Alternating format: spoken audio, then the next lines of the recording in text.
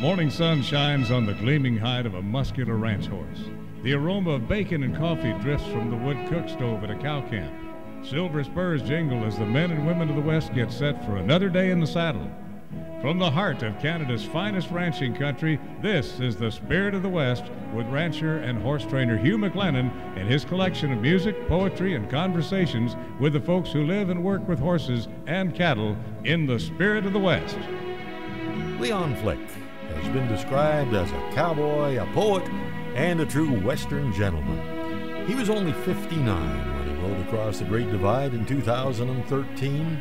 His soulmate and saddle partner was his wife Billie since 1988. Leon was a consummate top hand, and along with Billie, their work with cattle around their home range of Plush, Oregon was legendary. There's a cowboy poetry gathering every year called the Sonny Hancock Leon Flick Memorial Cowboy Gathering in Paisley, Oregon every year, and we'll tell you more about that later in the show. My Billie and I spent some time with Leon and his Billie at the Academy of Western Artists Award Show in Fort Worth back in 2000, and it was a memorable visit. Today we're going to bring back some of Leon's wonderful stories. And that heifer hit that passenger side door just as hard as a cow can run. So I just saw her disappearing in the taillights, and I reached out and roped her, and I knew I had her. And the free-range mind of Baxter Black has some more ideas, and they're way out of the box. If the purebred livestock people could be put in charge of the crab industry, in a short time, we'd have two-legged crustaceans with claws as big as a ham. Among the stories on the Rangeland News. That's not unexpected, with winter pastures coming to an end in many areas. In the Cowboy Poetry Spotlight, we'll bring back one of Leon Flick's signature pieces. I've seen slouch hats and gumbo boots make a bridle horse sit and slide. I've seen them in the best attire that couldn't even ride. On the Urban Saddles and Western Wear Horse Training File, how necessary is it to have a covered indoor riding arena in the winter in a northern climate? And a memorable story from Leon Flick after Oregon cowboy Tony Lundervold leads us out the gate. His spurs were hung from a nail on the wall, reminding him of the day he took his last fall. Now he sits in a chair and he dreams of yesterday, when he'd make that winning ride and the cowboys would say, he's an outlaw cowboy, a hard one to tame. He'll keep on a-riding and try to earn the fame as the greatest bronc rider, the best in the land. They'll all try to catch him, but nobody can.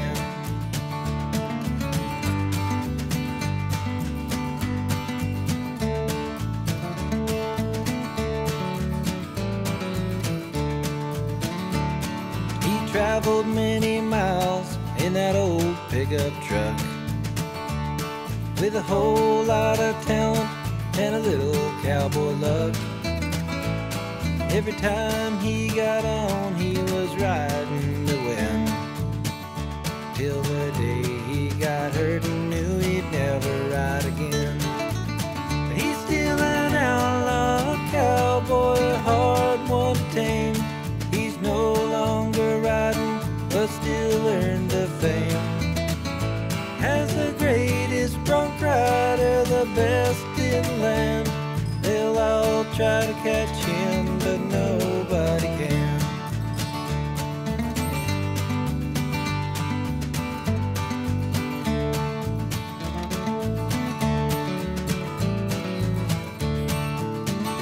He's an outlaw cowboy, a hard one to tame. He's no longer riding, but he still earned the fame as the greatest bronc rider, the best in the land. They'll all try to catch him, but nobody can. He's still an outlaw cowboy, a hard one to tame. He's no longer riding, but he still earned the fame as the greatest bronc rider, the best in the land. They'll all try to catch him, but nobody can.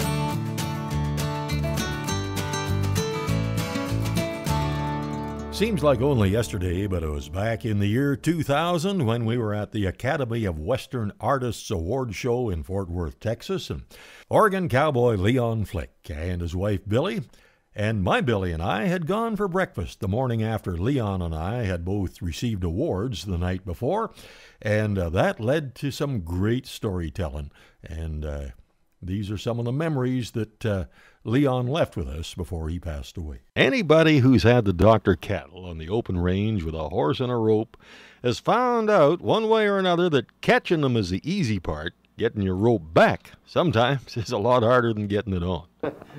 That's the one thing about, especially riding those colts, a lot of times it's harder to get loose of something than it is to catch them. One time I roped a bull that wouldn't cross the highway, and I was on a colt, and he was scared to cross the highway, I guess. But the bull went across. Well, the bull finally went across, but he followed me across. I just stuck it on him and drug him across, and then I was having a terrible time getting my rope back. I couldn't make the old bull run hard enough to trip him and get him down, on that colt. And it took me a couple hours. We finally just rode up alongside of him and finally got the rope off. Yeah. So Billie was showing me a trick one time on those bigger calves, like 5-weight calves or 6-weight calves that we were doctoring. If you're by yourself, you got them headed, and then just sit on their neck backwards and get them by the flanks and just slide your butt down until you're sitting on their head and let them run a little bit, and they'll get to running their head drop. And you just flop over to one side, and it'll tip them over, and you got them. And so she showed me that trick, and I was showing another kid down in California. I was helping one winter. Billie and I went down there, got on this Brahma calf that weighed about 6, and I bet he was 8 years old, but I didn't. So yeah, you just slide down here, slide down their neck till you got all your weight on their head, and you can flip him. Well, I couldn't bring his head down. We went bucking across the field. I was sitting on his neck backwards, This guy thought, that's a good trick, he said. Coming up, more memories of the late Leon Flick when the Spirit of the West continues right after this. Welcome back to the Spirit of the West. Well, this week it's a look back at the stories of Leon and Billie Flick shared over breakfast with Billie and I in Fort Worth, Texas back in the year 2000. Leon rode across the Great Divide in 2013, and I just found out that Billie was injured in a horse accident in mid-November, just a couple of weeks ago. And her friends have decided to rally and help support her medical bills and her lengthy recovery with a Wren Hill concert. Now, Billie's known and loved around the whole area for her support of benefits, schools, wagon rides, animal rescue, and all kinds of good work around the community and the state. And making a living with a rope and a horse through the year, and as a night caver during the winter, Billie is limited for a while, but she is planning on making a full recovery. Now, the award-winning singer and songwriter Wren Hill and cowboy poet A.K. Kathy Moss will be coming to the Alger Theater in Lakeview, Oregon for a one-night concert with a selected auction to follow, and some wonderful stuff will be auctioned off there. It'll be Saturday, December the 14th, 6 p.m. at the Algar Theater in Lakeview. In the meantime, monetary support can be sent to the Sonny Hancock Leon Memorial in support of Billie Flick at Box 61, Summer Lake, Oregon 97640. And now here's another one of Leon and Billie's true adventures. Yeah, it's in February and March, and we're right at 4,200 feet there, so we get some cold weather. Yeah, there was one night here a couple years ago that I think we had 8 babies laying on the carpet in front of the wood stove one night, so we gotta. If it's cold, we got to watch them pretty close. The other thing a couple kind of goes through is my Billie has the coldest feet. And if she happened to be out doing the late check while I am trying to sleep, boy, I can feel those cold feet when she gets back to bed. That's another thing that must be synonymous with Billie's is cold feet. Yours does too. I'll tell you a funny little story that happened up there one time. We had a heifer, and she was really wild. And she would just run as hard as she could, and then there wasn't anything to hide behind, but she'd just hump up and try to hide there and hope she drove on by. Billie had been trying to get her in with the pickup, and it wasn't working. It was in the biggest lot we have to check down there. And so I woke up to do my check. Your clock wakes you up, and I went in there and out, and Billie wasn't home yet, so I knew she was having problems, and I was just pulling out when she was pulling in. She told me about this heifer, and I said, well, maybe we can get her in with both pickups. So we went up there and it didn't work, so I said, well, just get a horse. So anyway, there was a big pile of old limbs and stuff out there in an old house, and this heifer was running around it, and pretty soon she just took off across the field.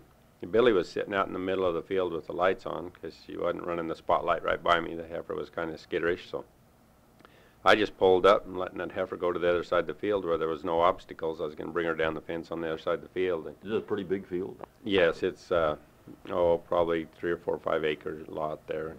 Anyway, I can see she's headed right for the pickup, and she's not weakening. And this cow is really squirrely, this heifer, and I realize she's not going to miss the pickup. She's headed right for it.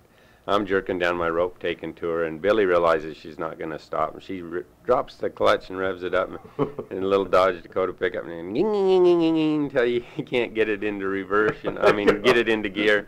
And that heifer hit that passenger side door just as hard as a cow can run.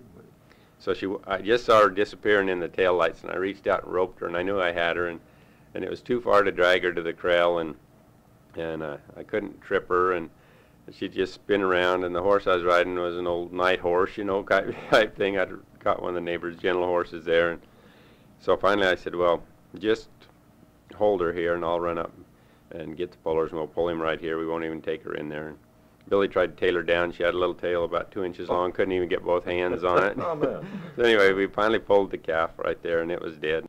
Oh, boy. And that's the way it does go sometimes, but that's not the end of the story. Leon will pick up what happened next after the prairie songbird Tammy Gislason sets the mood for a crisp March evening under a big prairie moon when the two of you are out checking heifers. How romantic.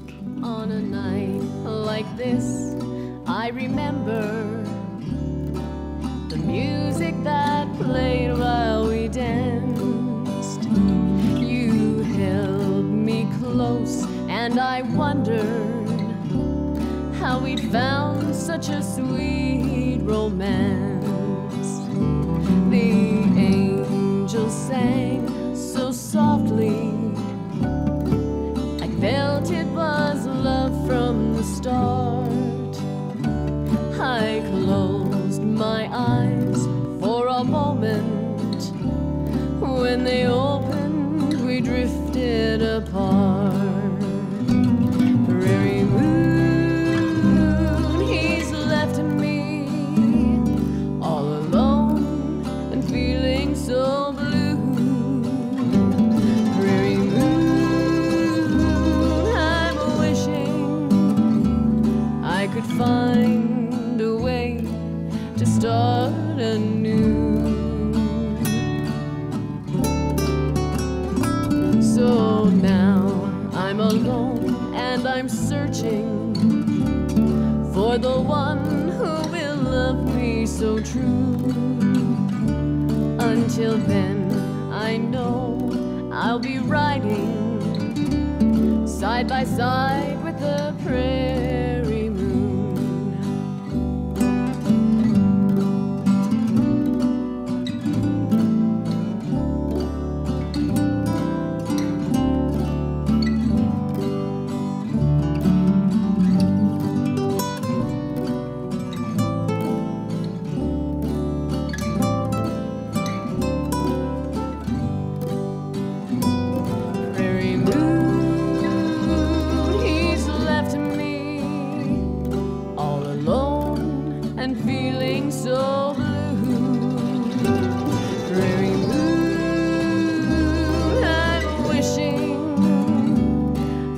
Find a way to start anew. So now I'm alone and I'm searching for the one who will love me so true. Until then, I know I'll be riding side by side with the prairie moon. Side by side with the prairie moon. Thank you, Tammy. And now let's get back to the story of Billy and Leon calving heifers. A couple nights later, it snowed a little bit. Billy was trying to work another heifer in. We'd both been up for about 48 hours. I just got to bed, and she came in. She says, well, I got good news and bad news. I said, give me the good news. I don't need any bad news. She goes, the door's on the pickup match. Oh, my gosh. That's the good news. That's the good news. That, did the second calf, the heifer that did the second door, did that calf survive then? Oh, yeah, we've had... that's some good news, too. We've had pretty good luck with the heifers up there. They've last few years, they've really got some good bulls to them, and some small birth weight bulls, and we haven't had a whole lot of problems. Another funny story, that one guy up there had the same bulls he used on his heifers the year before. The year before, I didn't go in his cabin barn, and once I pulled a couple out in the field, but Billy went in his cabin barn a couple of years, and this year we pulled over 50%, and it was the same set of heifers. I mean, you know, out of that same herd and the same bulls that he'd used this year before, but a lot of backwards calves and stuff this year. I don't know. Next, Baxter Black has some ideas to make all of our lives better, but they are a little off the wall. And then it's the Rangeland News when the Spirit of the West continues right after this. Howdy, friends. This is Baxter Black on Spirit of the West with Hugh McLennan, and I'll be right back after that with a little peek at sliced bread. Your land is a legacy, a challenge from those who tended it before you, to build on their foundations. At Corteva Agriscience, we understand what it means to be the stewards of a legacy. We embrace the challenge of building on the foundation of Dow AgroSciences to maintain your trust, to bring new solutions, to help you care for your land. See how we can help build your legacy at rangeandpasture.com. And for our Canadian listeners, just check Corteva.ca, the Canadian website. The greatest thing since sliced bread. This common expression that many of us use represents a milestone in convenience. It's difficult for me to imagine the mechanics of how someone devised a method to slice a loaf as thin-crusted and weak-kneed as Wonder Bread. Did it involve machetes, table saws, piano wire? Can you imagine two bakers and a candlestick maker trying to mash a wad of dough through a harp or the grill of a '53 Buick? Unwrapping nature's goodies has always tested the ingenuity of man, be it coconuts, spuds, or watermelons. The Simplot Company, along with others, learned how to peel potatoes with lye and scrubbers. The Gallo brothers no longer have barefooted cloggers dancing in a vat of grapes, and citrus scientists gave the orange a navel, which made hand peeling much easier. Freestone peaches, seedless grapes, spineless prickly pear, and polled cattle are the result of deliberate genetic selections to improve the convenience of our food preparation. But there are still some monumental obstacles to be conquered in our quest to make life easier. The pomegranate, for instance, a delicious fruit that is as difficult to eat as styrofoam peanuts. Watching someone eat a pomegranate is akin to watching a mother chimpanzee pick lice off her baby and pop them in her mouth.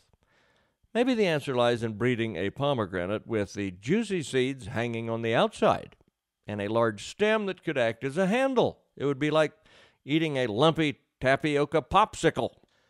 How about eating crabs?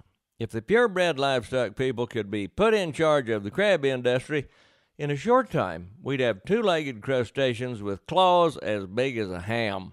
The shell would come off easy as a Hershey wrapper, and all the rest of the crab, as well as the old gummer crabs and corriente crabs, would be ground into crab cake. Think of it as efficient crabs. And maybe someday we'll breed a CD or a DVD wrapper with a navel. Wouldn't that be nice?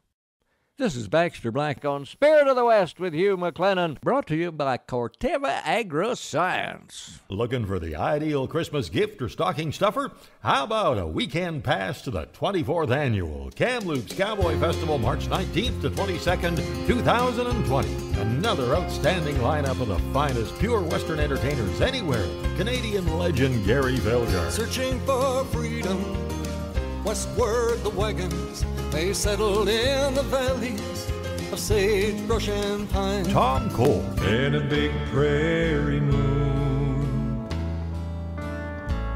rides the big prairie sky.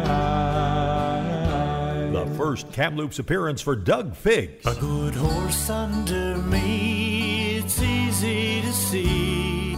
I'm right here where I want to be. A pasture full of great cowboy poets, the BC Cowboy Hall of Fame inductions, dinner shows, daytime entertainment, and a spectacular art and gear show. Workshop, the best place to get all the information, bcchs.com. To order tickets, call 1-888-763-2221. And just ahead of the Rangeland news, we've got a truck like this. Here's another good one from the guy who writes and sings about the hard-working people of the land, Tim Huss. I bought a farm truck at an auction, and it must have been my lucky day. 'Cause I paid $100, they told me 50 if I hollered away. It didn't look like much, just a pickup truck with the seams all coming apart. But I changed the oil and a gasket seal, and I gave it a brand new start. It's a Fargo frame with a step side box and a fuel pump from a Dodge. I stripped the struts off a flatbed that was sitting up on block. Some checker plate and a tailgate, and I rigged up a custom mount for a Coupe de Ville hut ornament that I had laying around. It's a Cadillac with a Cadillac, a winch in the front and a hitch in the back, rusty old rig with retread tires, all held together with baling wire. I like riding in a pickup truck, got a horseshoe on my dash and it brings me luck. Feed sacks, oats and flax, a post pounder and some barbed wire, hydraulic jack and a jerry can, a crowbar and a spare tire. There's empty tins and tools and things all scattered on the floor, and it all lands at my baby's feet when she opens up the door. There's a rack for a rod and a rifle up back behind the seat, and the market value doubles when I fill it up with gasoline. It's a gross hunter's dream come true. You can ice fish through the floor and heat up a can of soup on the exhaust manifold. It's a Cadillac with a cattle rack, a winch in the front and a hitch in the back, rusty old rig with a retread tires, all held together with baling wire. I like riding in a pickup truck, got a horseshoe on my dash and it brings me luck.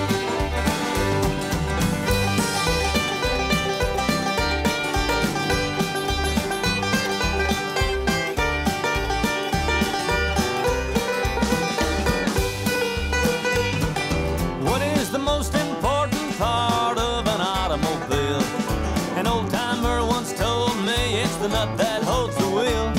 There's horses in a 313 3-speed column shift. I replaced all the moving parts and some that never did. So here I go down the road, it's a rusty rattling ride, but the price of a brand new pickup is damn sure out of sight. If I get stuck out in the rain with my thumb out in the wind, I used to own a Volkswagen van, so I guess I'm used to it. It's a Cadillac with a cattle rack, a winch in the front and a hitch in the back, rusty old rig with retread tires, all held together with baling wire. I like riding in a pickup truck, got a horseshoe on the dash and it brings me luck. And I'm anxious to know just how far a Fargo will go.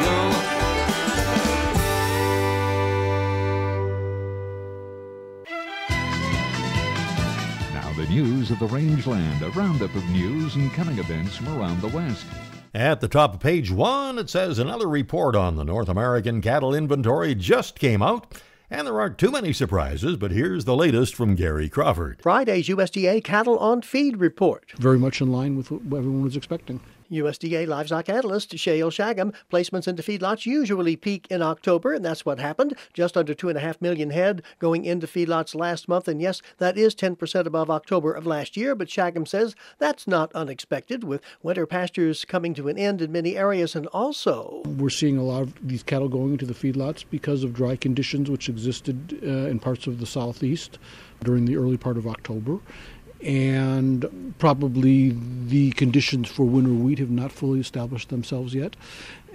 So some of these cattle that might have gone on winter pasture elsewhere went to the feedlots instead. With placements up 10%, marketing of fed cattle down 1%, it puts feedlot inventories November 1st, 11.8 million head. So after 2 months of inventories being below year-earlier levels, we started this month up 1% from November a year ago. In Washington, Gary Crawford for the U.S. Department of Agriculture. Meanwhile, the adverse 2019 harvest across western Canada may have left more grain grading as feed than normal, but transportation issues, moving that barley and wheat to where it needs to be, continue to prop up prices in the time being.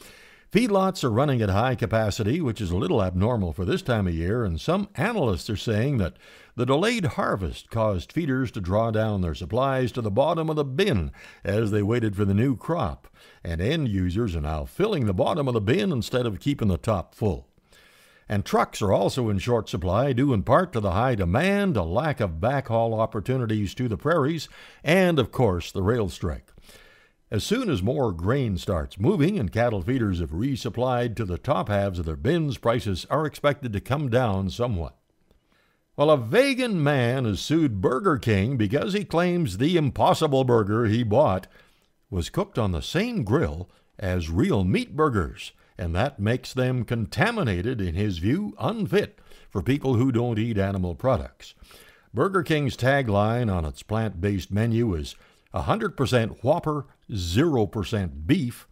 And in a suit filed in a Miami federal court, Philip Williams says he bought an Impossible Burger, a plant-based protein alternative, at an Atlanta drive-through because he saw no signs indicating it was cooked on the same grill as traditional Whoppers. Williams proposes a class action suit, and he says he would not have paid a premium price had he known the cooking would leave his sandwich coated with meat byproducts. Well, it kind of looked like a traveling nativity scene. Authorities in central Kansas community were searching for the owners of a camel, a donkey, and a calf that they found just rambling along a road. In a Facebook post, the Goddard, Kansas Police Department asked for help in locating the owners of the 3 friends traveling together, and they may have been heading for an eastern star. The Montana Beef Council is launching a new campaign to focus on the merits of their favorite protein, beef, focusing on the simplicity of one ingredient with multiple benefits. 3 billboard locations were selected throughout the state to carry a simple message: nicely done, beef. You've proven that meat substitutes are just that, substitutes. The billboards will appear over the next 6 months near Miles City, Three Forks, and Missoula. They're funded through consented beef checkoff dollars provided by Montana ranchers that have signed their annual consent form to allow half of their checkoff dollars to return to the Montana Beef Council for investment in projects by the local brand. And Trevor Brazil, the most decorated cowboy in PRCA history, added another chapter to his storybook career.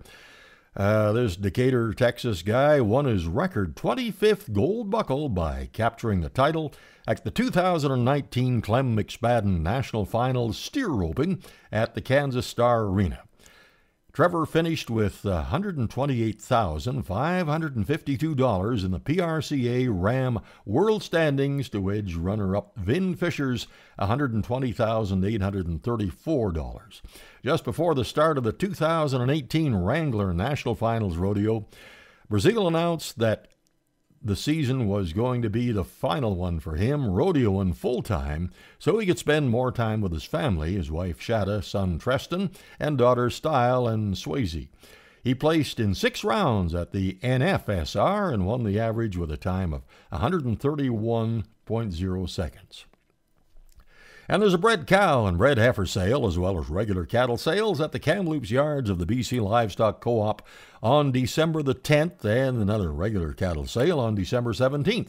Get the whole schedule and see the sales live at bclivestock.bc.ca. Meanwhile, at the Innisfail Auction Market, there's a pre-sort sale on Monday, December the 9th, regular sale on Wednesday, and a bred cow and bred heifer sale on Friday the 13th, a lucky day. Next horse sale there is December the 21st, and you get all the information at InnisfailAuctionMarket.com. And now the final item. A friend of mine was telling me he tried donating blood because, of course, you know, the blood services is so important. I had a couple of transfusions when I needed them, and he said he's not going to try donating blood again. I said, how come? He said, well, he asked too many questions. I said, questions like what? He said, well, questions like, whose blood is this? Where did you get it from? And why is it in a bucket? Maybe you better not ask. And that's the Rangeland News. Coming up in the Irvin Saddles and Western Wear Horse Training File, a look at winter riding if you don't have an indoor arena, and another memory of Billie Flick, when the Spirit of the West continues right after this. Welcome back to the Spirit of the West. Having a heated indoor arena to ride in during the winter would sure be nice, especially around here. But if you don't want to let your horse go without being ridden until spring and you don't have one, what do you do? Well, I have some suggestions on the Irvin Saddles and Western Wear Horse Training File coming right up. First, though, here is the latest on the next Spirit of the West cruise. We are calling this The Spirit of the West Brings It Home. And as I said last week, this will be our 19th annual, and after that many years, Billie and I will be stepping back from hosting cruises after this one. So we really want to make it memorable and as uncomplicated as possible. So here's how we plan to do things. Folks from Alberta, Saskatchewan, and beyond, and in the U.S. will probably fly to Kelowna, BC on July 15th, overnighting there in a beautiful hotel, and then board the coaches for a trip up to the McLennan Ranch, our little place above Kamloops. And you'll be treated to a live show with the amazing Western Spirit Band, along with special guest Lewis the Big Rig McIver, who of course gave me one of his kidneys. And after the visit to our place, the coaches will take you to beautiful Sun Peaks, where you can ride the chairlift, see the mountain wildflowers, and see the place where cattle still graze and have done so in the summers for over 100 years. After overnighting there, the coaches head to Vancouver. You overnight then, and in the next morning, board the beautiful Holland America Connings Dam for a 7-day trip up the Inside Passage to Alaska and back. You don't fly back, you ride the ship back. And we'll have lots of special events for our cruise group, including one of our favorite trips, the White Pass Railroad. We sure hope you can join Billie and I on our farewell cruise, and for all the information, you can see the cruise page at hugh-mclennan.com and call 1-800-530-0131. And this is really important, our early booking discount will go until December the 31st. That means if you book before that date, you will save $100 per person. Now it's time for the Horse Training File, brought to you by Irvine Tack and Western Wear, Canada's largest Western store.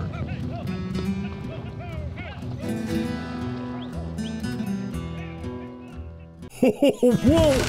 You're kind of big to sit on Santa's lap, aren't you? So what do you want for Christmas? Actually, Santa, I'm here to tell you that everything for everyone on your nice list is at Irvin Tack and Western Wear. Great gift ideas for kids from 1 to 100 and so many stocking stuffers. Thanks for the tip. Now get off my lap. You're heavy. Hey, you should talk. Next! Wrap up your country Christmas at Irvin's off exit 305 on Highway 2 by Crossfield, or shop online at irvins.ca. Canada's largest Western store. I got a call last week and a few other inquiries from horse owners wondering if a covered indoor arena is an absolute necessity for training horses in the winter in some parts of the country. Well, up here where we live, we can count on an accumulation of about 3 feet of snow or more every winter, and a covered indoor arena would sure be nice, but I haven't found it to be a necessity. If we win the lottery, though, we would probably build one.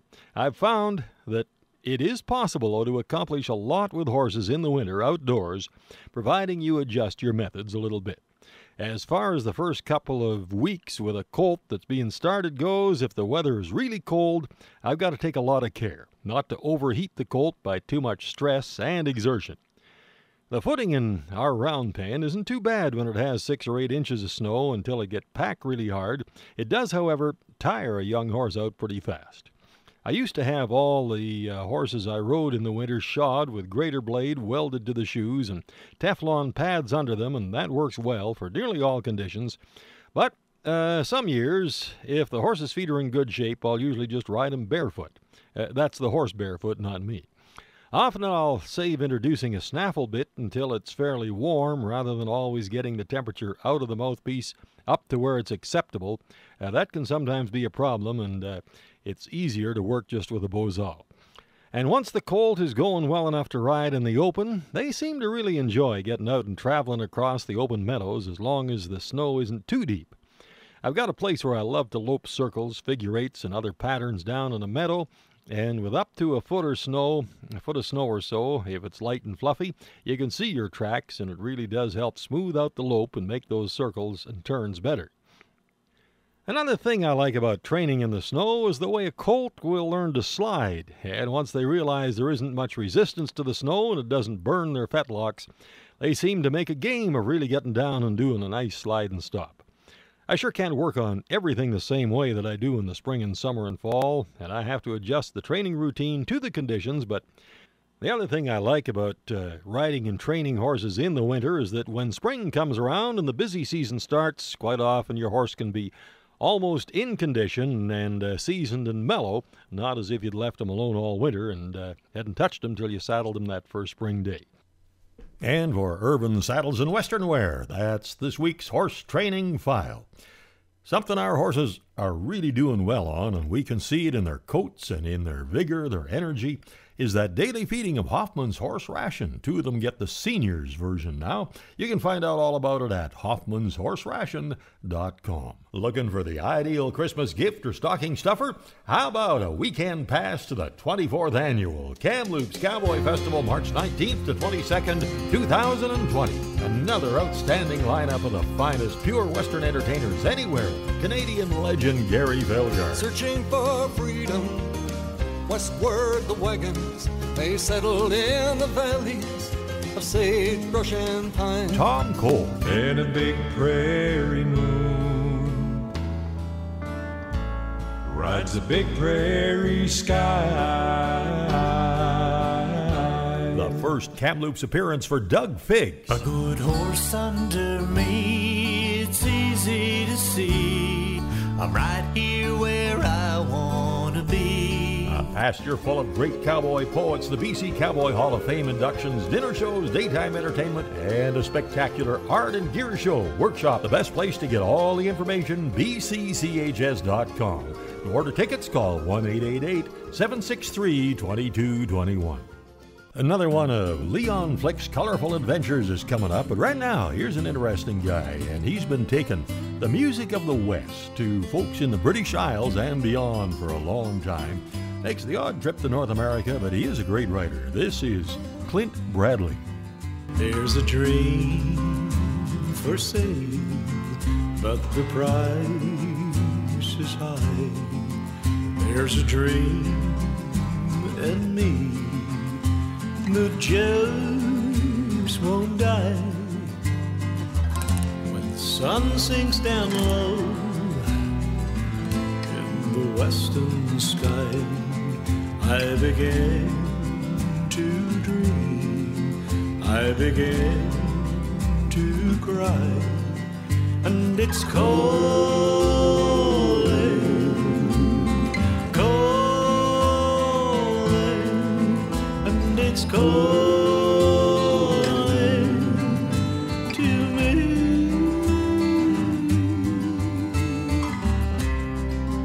There's a letter written deep in my soul. I wonder, will it be delivered before I'm too old?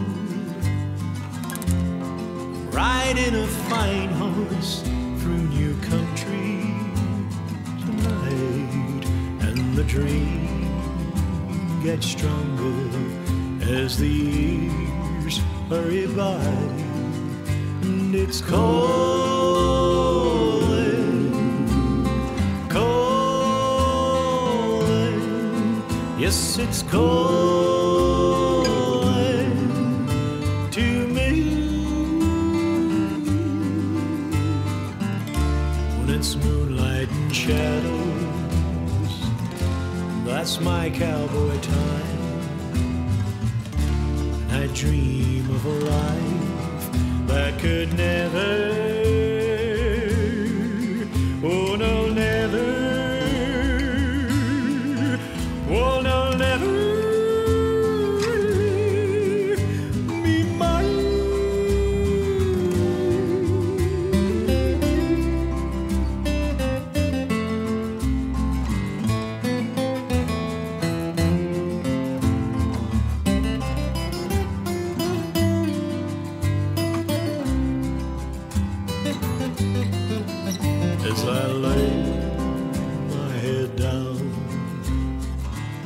on this island of rain. I close my eyes and I'm there again, riding a fine horse through Montana tonight, and the dream will stay with me till the day that I die. And it's calling, calling, yes, it's calling to me. Calling, calling, yes, it's calling.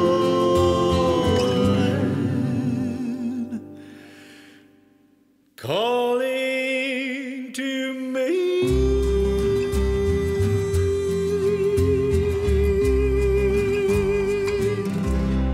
That's Clint Bradley. He grew up and spent most of his life in the British Isles, actually grew up in England, and his passion for the ways of the North American West were fueled from listening to the songs of Marty Robbins when he was growing up. And when you listen right into the words of a song like that he's written, you really can really feel that passion. Well, when we had that precious visit with Leon and Billie Flick back in Fort Worth, the subject of calf and heifers. It's funny the different wrecks you get into with them. There's a last heifer to one little outfit we run up there, and this guy's pretty big. He's about 6'3", 6'4", and everybody up there started in the sheep business, and he calves out in this little lambing barn, and the roof on it's only about 6 foot tall. And anyway, he ran this heifer in his little head catch, and a real peaked-headed heifer, a real polled heifer there will get out of that head catch every once in a while. And this heifer was pretty much made like an A-framed house in the head. He had talked about that with his wife before. And right before daylight, this heifer started calving, and so I went back down and checked her again. She had 2 feet showing. Went back and checked her again, and she's progressing, but pretty good, but not. I thought she might be having problems, and I thought, no, I can just go in. It was the last heifer, and they'd put her in with the 4-H steer, so we didn't have to ride around. You know, she's right there in the kraal, so I could pull that calf and be done with it. And so I moved the other little baby calves that were in one kraal. I had to move to get her into the barn, and I went to get her, and she was really on the fight. And I thought, well, she's not in trouble yet. I'll give her another half hour, and maybe I won't have to make John stay around for 5 days trying to make a mother out of her. She just has it by herself. So about that time, he came out to feed, and he says, oh, I'll take care of her. He says, I'll be around here feeding, I'll watch her. So I saw him later that day, and he said, I had to pull that calf. And he said, I got her in the head catch, and he's just got to come along to a hook to the bottom of the barn there behind him. And has 2 Powder River gates that he puts them between that get him in that head catch. He says, I just got the chains on that calf and gave her about 2 cranks, and out come her head, you know. And he said she was on the fight. So I climbed up on this Powder River gate, which takes about 4 foot out of the 6 foot ceiling. And so she just popped out of the squeeze and turned around. and so she's hooked to the wall by her calf, you know. And so he says, I was standing on top of that Powder River gate trying to look like a sparrow, all 6'4" of him, you know. And he says, she saw my sweatshirt hanging there on the other gate, and said, she took to it. And he says, she took a big run at it, and out comes his head, you know. He says, I had to do something, so I got down off my gate and walked around the shed and was going to get in there and get her with that other gate again, get her back in the head catch and tie her head up or something. Boy, she took to me, and he says, jerked that calf out of there. He says, he must have hung in the air for 5 minutes before he came down. I said, she like her calf? Not so much you'd notice, he says. So he was still 5 days making a mother out of her.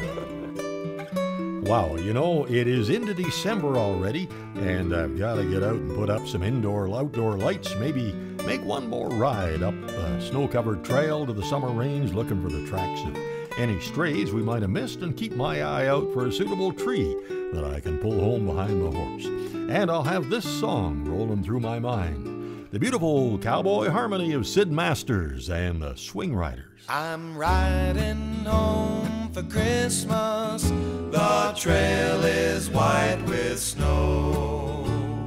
Gazing at the northern star that leads the way back home.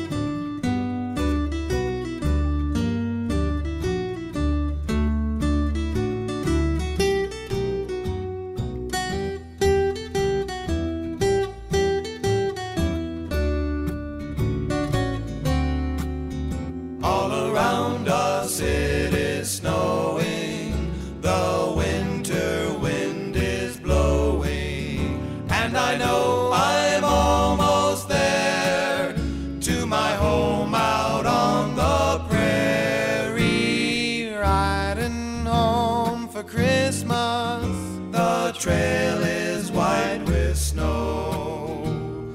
Gazing at the northern star that leads the way back home. The dogies are a-moving real slow. Can't wait to get there and rest near the fire's glow. Can't wait to get there and rest near the fire's glow.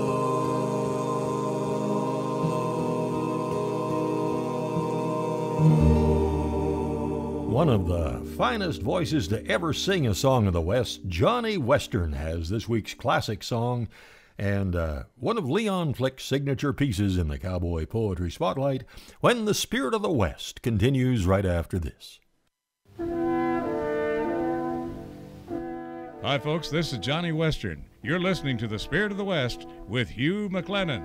I'm heading for the last roundup.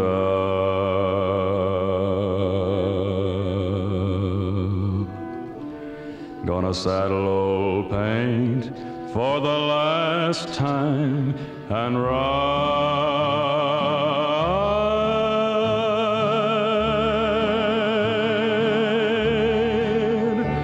So long, old pal, it's time your tears were dry.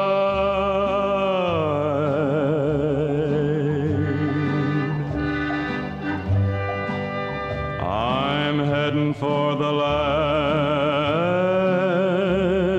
roundup. Get along, little doggy, get along, get along. Get along, little doggy, get along. Get along, little doggy, get along, get along. Get along, little doggy, get along. I'm heading for the last roundup.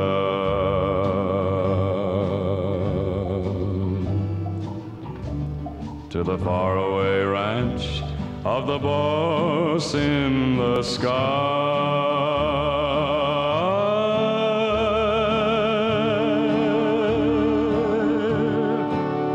Where the strays are counted and branded, there go I.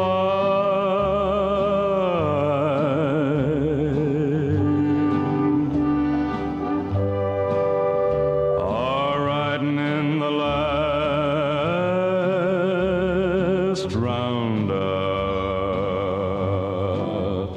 Get along, little doggy, get along, get along. Get along, little doggy, get along. Get along, little doggy, get along, get along. Get along, little doggy, get along. I'm heading for the last roundup.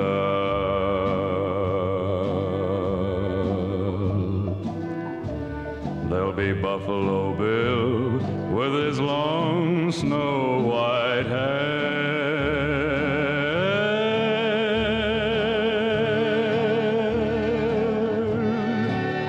and old Kid Carson and Custer, they'll be there.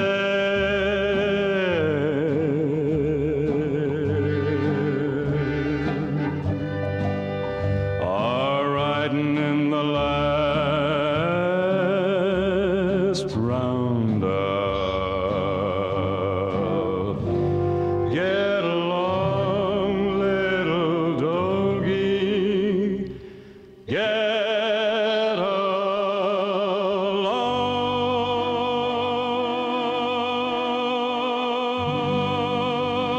Johnny Western, the writer and singer of the Ballad of Paladin from Have Gun Will Travel, joined there, of course, by the Sons of the Pioneers, with this week's Western classic. Well, the late Leon Flick left us with a bunch of wonderful poems. Here's one he wrote called A Million Kinds of Cowboys.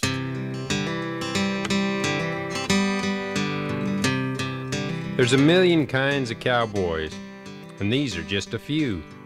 From the farmer in his bibbers to the wild-dragged buckaroo. There's them that pack 2 ropes apiece in the gun rack of their Fords. There's them that pack 1 rope for years 'cause it's all they can afford. There's them that work for wages. There's them that own the place. Some of 'em's big and burly, some wear calico and lace. I've seen 'em wear their spurs all day and never see a saddle. I've seen 'em in their hats and chaps and never get a straddle. I've seen 'em riding to the night hours before dawn. The same get home some after dark and they've trotted all day long. I've seen 'em on their cycles with wheels 2 or 3 or 4. I've yet to see a unicycle. That'd be going just too far. There's them that couldn't rope a lick and them that's made of twine. There's them that think that broncs be canned, and there's them that think they're fine. There's yippers, yappers, yodelers, and them that whip and spur. There's them that hardly speak a word, but they're cowboys, just as sure. There's them that work their cattle. There's them that cattle work. There's them that call 'em all by name and seem to make it work. There's them that run in thousands with a small, well-mounted crew. There's them it takes 100 men to brand up just a few. There's them that run 'em in a chute, won't hardly let 'em stand. There's cows that see man twice a year for shipping and to brand. There's them that surely fork it and can ride like they were glue. For some to weather a good fast trot is all that they can do. There's them that drink good whiskey and them that roll their smokes. There's them with different attitudes that wouldn't touch a coke. There's wannabes, I'll tell you, that darn sure dress the part. For them it seems the way they look is by far the biggest part. I've seen slouch hats and gumbo boots make a bridle horse sit and slide. I've seen 'em in the best attire that couldn't even ride. So cowboys, pick your poisons, run a bunch or just a few. And when you think you've found the perfect way, just ask someone does it different than you.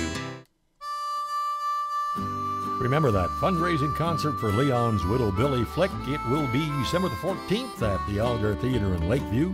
And monetary support to help with her medical expenses can be sent to the Sonny Hancock Leon Flick Memorial in support of Billie Flick, Box 61, Summer Lake, Oregon 97640. Thanks to our great support crew and you for listening. We're Overtime Gotta Run. Till next week, I'm Hugh McLennan. Hope to see you down the trail somewhere real soon.